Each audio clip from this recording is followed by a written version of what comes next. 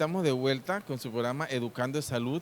Y bueno, Isi, lastimosamente, pues todo tiene su final, pero sí, es importante también recalcar lo que es el tema que, por cierto, en el aspecto de la salud tiene mucha ahorita debilidad, lo que es la donación de sangre, porque hoy día tenemos una escasez en todas las instituciones aquí en Panamá y por la cual es importante que la población conozca lo importante que es acercarse y poder hacer esa donación para poder salvar vidas. Claro que sí, Fred.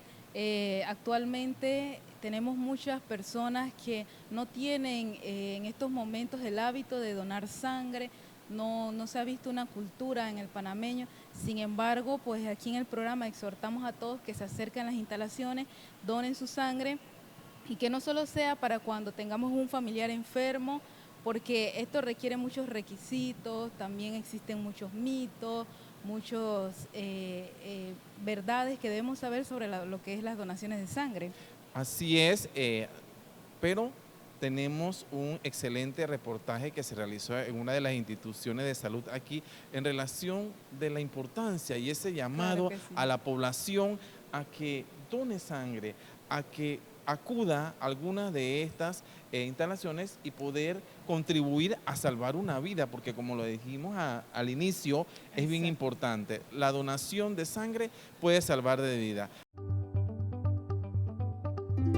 Nosotros, el proceso comienza cuando el donante llega a recepción y se le pide su identificación.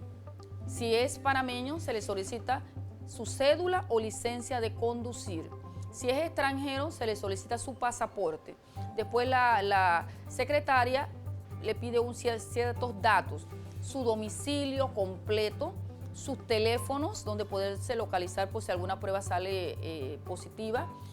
Y entonces, después de esa parte, se le llama y viene a la parte de flebotomía, donde se le va a hacer un laboratorio. Se le va a sacar un VH completo, un hemograma completo, y ahí vamos a ver cómo está la hemoglobina.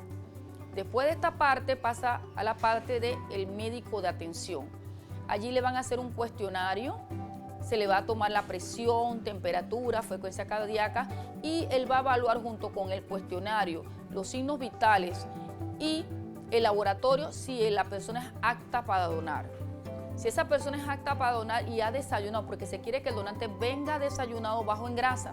Entonces, si es apto para donar, pasa al área donde estamos, que es la parte de flebotomía, donde se le va a hacer la donación, va a ser de la donación de sangre.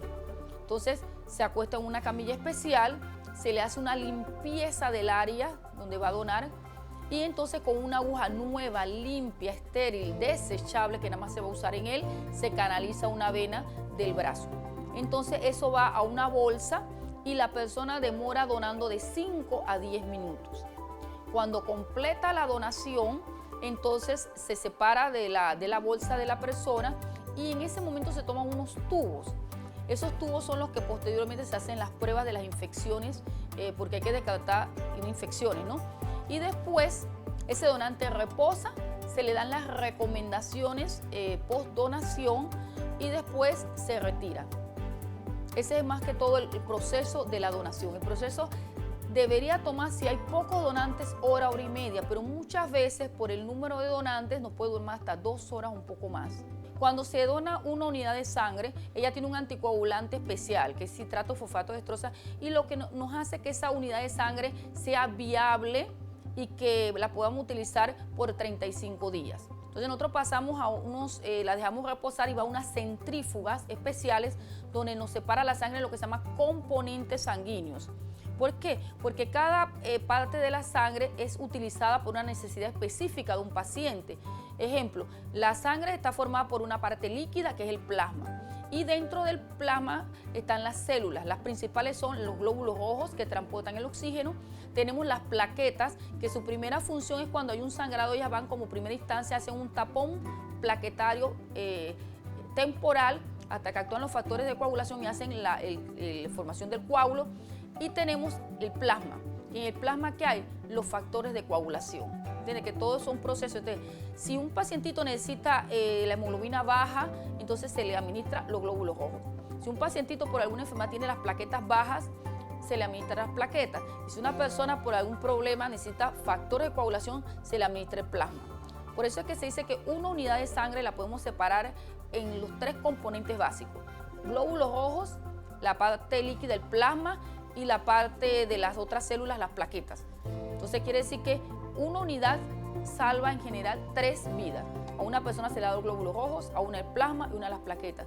Pero en el paciente pediátrico, por su peso, esa unidad de glóbulos rojos, que aproximadamente 300 mililitros, podemos fraccionarla o dividirla en otras partes. Porque nosotros tenemos diferentes salas, como la sala de prematuro, de intensivo, y son pacientes desde neonatos prematuros hasta pacientitos, porque este hospital se atiende desde prematuro hasta los 14 años, 11 meses.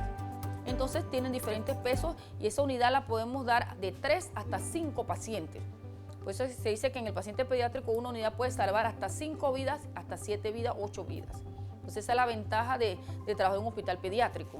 Existen 3 tipos de donantes. Tenemos el donante de reposición o familiar, tenemos el donante comercial o vendedor y tenemos el donante voluntario. El donante de reposición o familiar es el donante que si una persona necesita una unidad de sangre porque va a ser operado, tiene que tener la sangre, o cuando está hospitalizado y le pusieron la sangre, él va a reponer.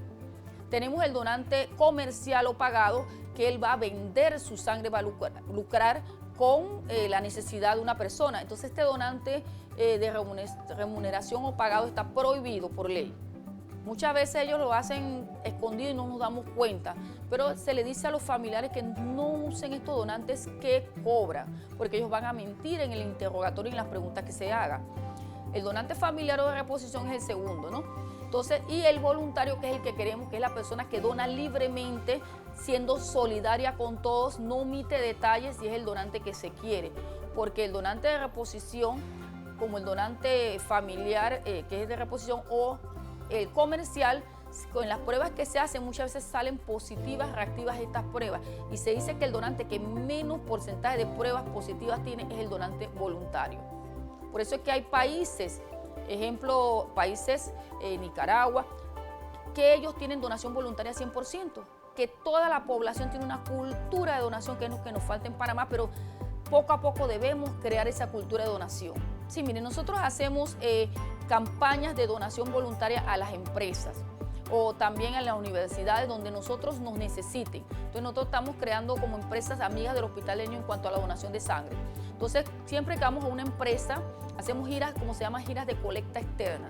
Nosotros vamos, ejemplo, a una empresa, antes de ir damos una charla para incentivar a la población, porque muchas veces la persona no dona porque no sabe que se necesita, pero hay muchos motivos que no donen, y entonces nosotros vamos a la empresa y ellos damos una pequeña charla sobre las necesidades de la sangre en el Hospital del Niño.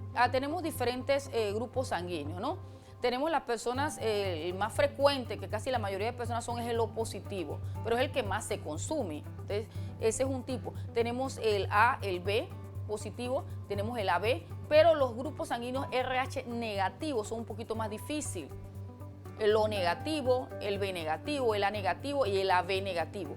La ventaja es que el O negativo le puede dar sangre a todos. El O negativo, cuando hay una emergencia, ese O negativo lo podemos usar en el A negativo, en el B negativo, en el AB, pero también lo podemos usar en los positivos, el OAB. Entonces, que ese donante, el O negativo, muchas veces para él mismo nos cuesta, porque en nuestra nevera muchas veces tenemos poca sangre O negativo. Entonces, esa es una de las más, pero todas las RH negativos son un poquito más difíciles de tener. Pero lo que yo siempre digo a los donantes, que todas las sangres son importantes. Mucha gente dice, bueno, yo soy O positivo y todos somos positivos, esa es la que menos tenemos, pero esa es la que más se usa. Entonces, todos los tipos de sangre son importantes. Bueno, yo quería darles el mensaje de que todos podemos donar. Tenemos que ayudar a nuestros niños que son pacientes pediátricos. Entonces, háganse donantes voluntarios de sangre, recordando que una donación no basta.